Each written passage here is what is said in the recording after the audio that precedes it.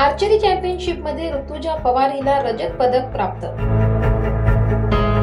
कला व वाणिज्य महाविद्यालय मखमलाबाद येथील FYBA वर्गात शिकणारी ऋतुजा विनायक पवार त्र्यंबकेश्वर तालुक्यातील आदिवासी कुटुंबातील हिने 20 ते 22 जानेवारी 2025 या कालावधीत दिग्रज जिल्हा यवतमाळ येथे आयोजित ज्युनियर आर्चरी चॅम्पियनशिप मध्ये रजत पदक मिळवून ऋतुजा पवार हिची ढोलपूर पश्चिम बंगाल होणाऱ्या नॅशनल ज्युनियर आर्चरी स्पर्धेसाठी निवड झाली आहे।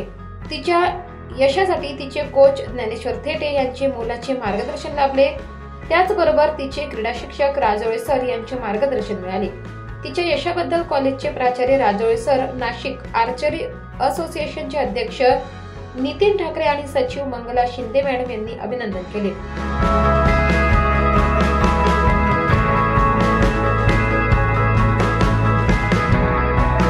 24 लाईव्ह महाराष्ट्र न्यूज साठी धर्मराज चौधरी, पेठ।